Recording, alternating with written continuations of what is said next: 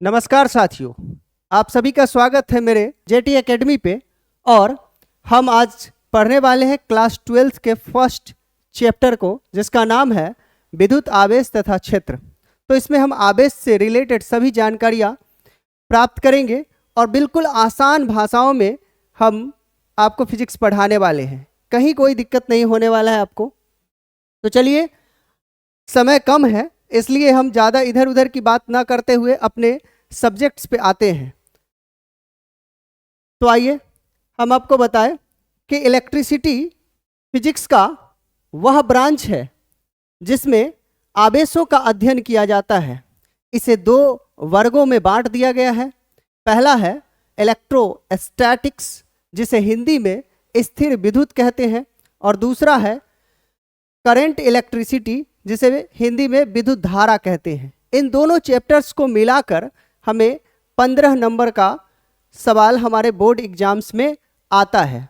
तो आइए एक एक करके हम इन पॉइंट्स को डील करेंगे इस चैप्टर में। सबसे पहले हम जानेंगे कि इलेक्ट्रिसिटी किसे कहते हैं।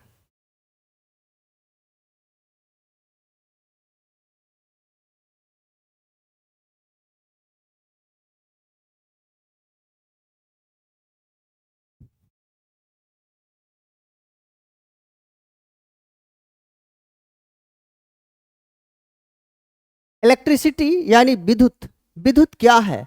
सबसे पहले विद्युत वर्ड किसने यूज किया? तो हमारे एक साइंटिस्ट थे, थेल्स नामक वैज्ञानिक ने सबसे पहले विद्युत वर्ड का इस्तेमाल किया था। ठीक है। अब विद्युत किसे कहते हैं?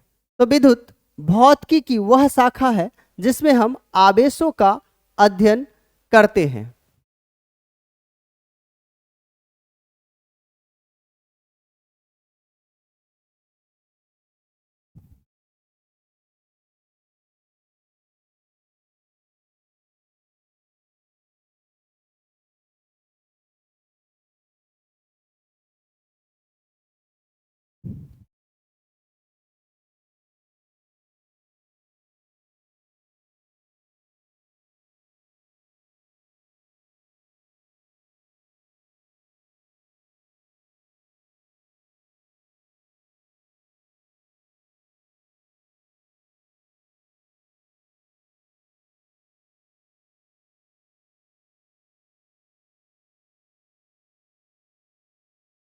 ठीक है। इलेक्ट्रिसिटी यानी इलेक्ट्रिसिटी फिजिक्स का वह ब्रांच है जिसमें हम चार्ज का अध्ययन करते हैं। ठीक है।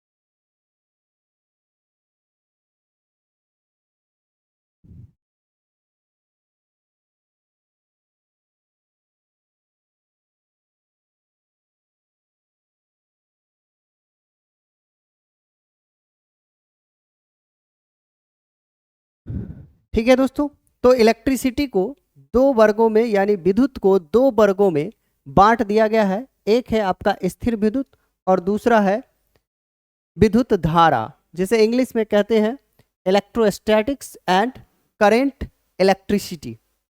ठीक है माय डियर फ्रेंड्स। अब हम लोग पहले ब्रांच में आते हैं, जिसके अंतर्गत जो हमें सबसे पहला जो चैप्टर्स पढ़ना है जिसका नाम है विद्युत आवेश तथा क्षेत्र।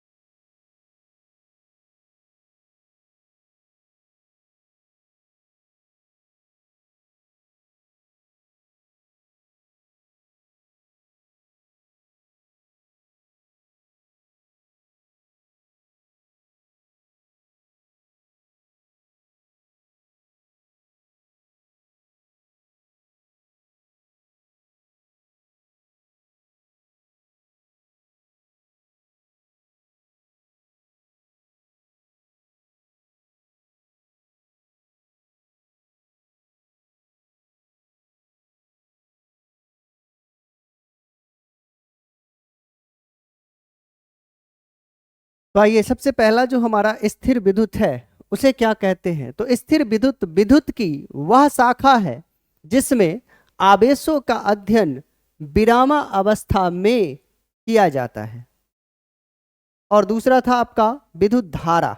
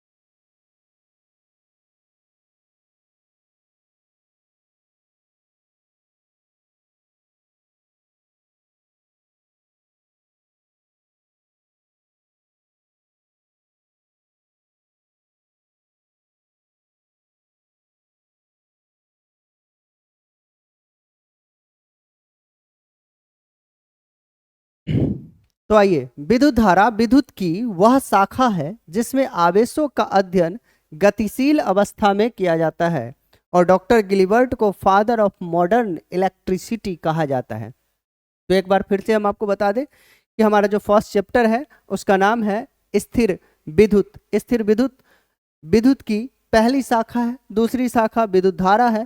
स्थिर विद्युत विद्युत की वह शाखा है जिसमें आवेशों का अध्ययन विरामा अवस्था में किया जाता है। विद्युत धारा विद्युत की वह शाखा है जिसमें आवेशों का अध्ययन गतिशील अवस्था में किया जाता है और डॉक्टर गिलिबर्ट को फादर ऑफ मॉडर्न इलेक्ट्रिसिटी कहा जाता है। आइए, अब आवेश की बात बहुत हो गई है तो हम आवेश की चर्चा करेंगे कि आवेश किसे कहते हैं।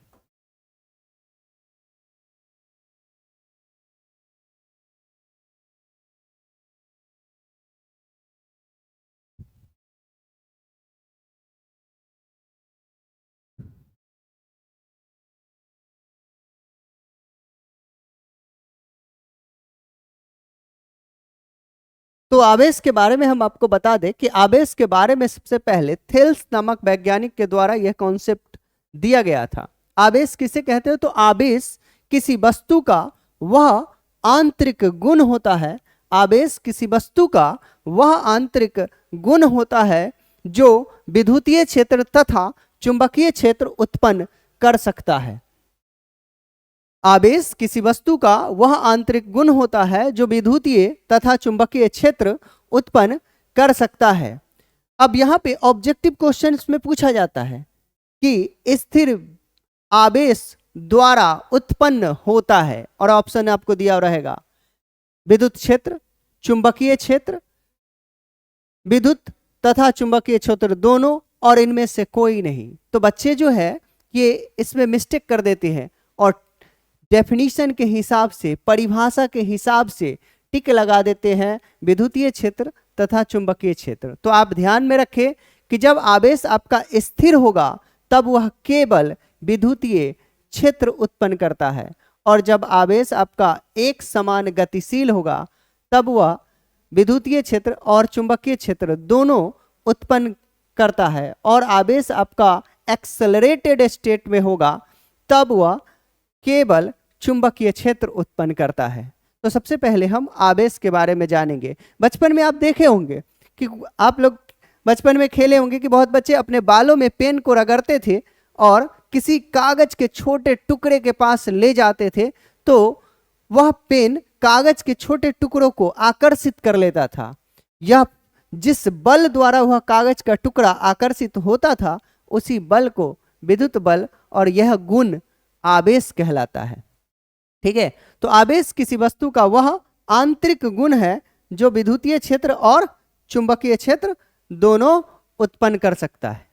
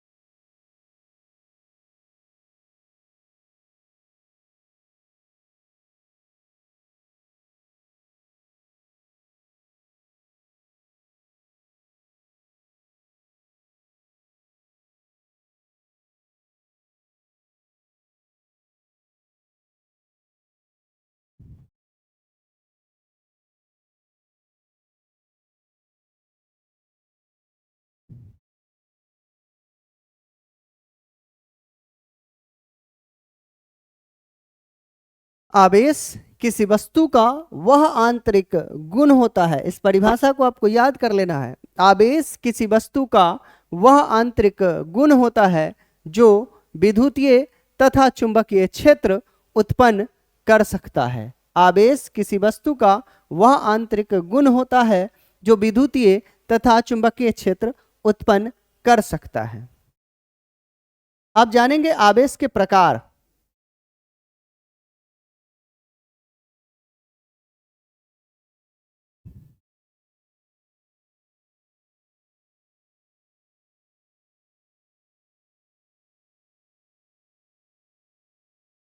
आवेश दो प्रकार के होते हैं।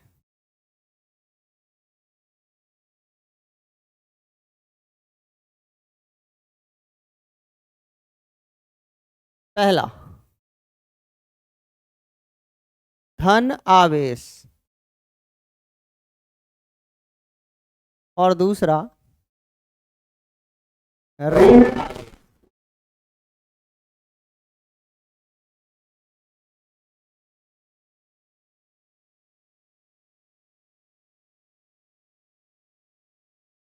पॉजिटिव चार्ज,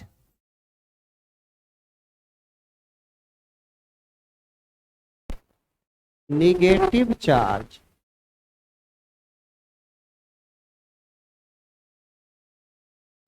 आवेश दो प्रकार के होते हैं, पॉजिटिव चार्ज और निगेटिव चार्ज। ठीक है, अब हम कैसे जानेंगे कि कोई वस्तु कब पॉजिटिव चार्ज हो जाता है और कब निगेटिव चार्ज हो जाता है? तो इसके लिए हमको ये पहले से मालूम है कि दुनिया का कोई भी पदार्थ परमाणु से मिलकर बना हुआ है और परमाणु 3 मौलिक कणों से मिलकर बना हुआ है, जिसे हम कहते हैं इलेक्ट्रॉन, प्रोटॉन और न्यूट्रॉन। ठीक है, यानी दुनिया के सबसे सूक्ष्मतम पदार्थ के कण को हम क्या कहते हैं? परमाणु कहते हैं। और परमाणु 3 मौलिक कणों से मिलकर बना हुआ है, जिनका नाम है इलेक्ट्रॉन, प्रोटॉन और न्यूट्रॉन। ठीक है, तो जब कोई पदार्थ इलेक्ट्रॉन का त्याग करता है तो उस पर धन आवेश उत्पन्न हो जाता है, और जब कोई पदार्थ इलेक्ट्रॉन ग्रहण करता है तो उस पर ऋण आवेश हो जाता है। और न्यूट्रॉन चार्जलेस क्वांटिटी होता है, आवेश रहित क्वांटिटी होता है, इसलिए न्यूट्रॉन के कारण कोई आवेश उत्पन्न नहीं होता है। परमाणु में प्रोटॉन जो होते हैं वो परमाणु के नाभिक में उपस्थित होते हैं, जबकि इलेक्ट्रॉन परमाणु के चारों तरफ चक्कर लगाते रहते हैं। ठीक है, तो आवेश के लिए उत्तरदायी कौन है? तो आवेश के लिए उत्तरदायी है केवल और केवल फ्री इलेक्ट्रॉन्स। अगर कोई वस्तु इलेक्ट्रॉन ग्रहण करता है तो उस पर ऋण आवेश उत्पन्न हो जाता है, और अगर कोई वस्तु इलेक्ट्रॉन त्याग करता है तो उस पर धन आवेश उत्पन्न हो जाता है। ठीक है, यदि कोई वस्तु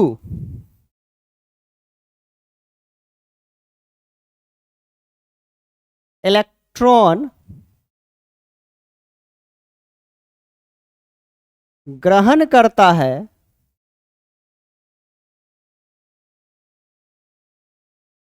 तो उस पर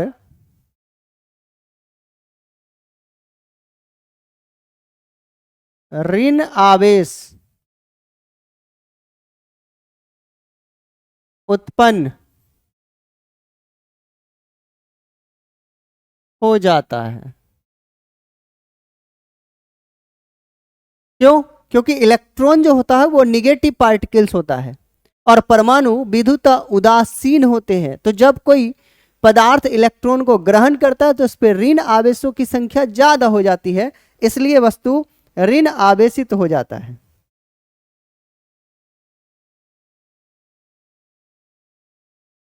यदि कोई वस्तु इलेक्ट्रॉन का त्याग करता है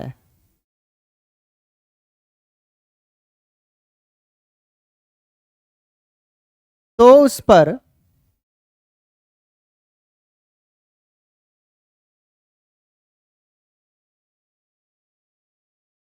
तो उस पर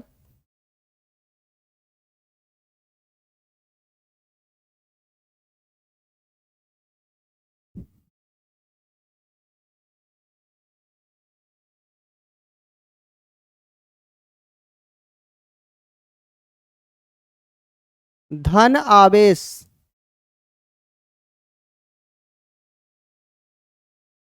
उत्पन्न हो जाता है।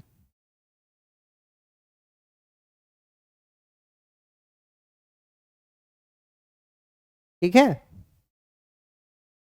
that is positive charge equal to proton greater than electron।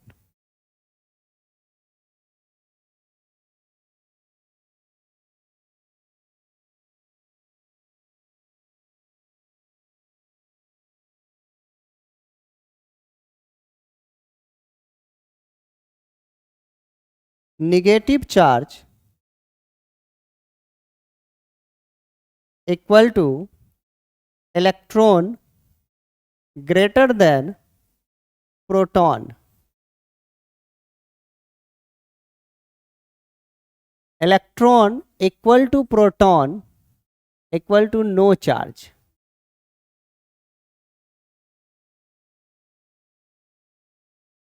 अगर किसी पदार्थ में इलेक्ट्रॉन की संख्या प्रोटॉन की संख्या के बराबर है तो उस पर कोई आवेश नहीं हो सकता है।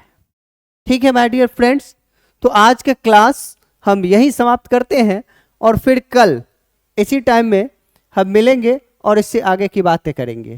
ठीक है, इसमें बहुत सारा चीज़ पढ़ना है, प्रॉपर्टीज ऑफ चार्ज पढ़ना है, उसके बाद कूलम्ब्स लॉ पढ़ना है, Coulomb's law in vector form पढ़ना है और फिर इसी तरीके से आगे पढ़ेंगे।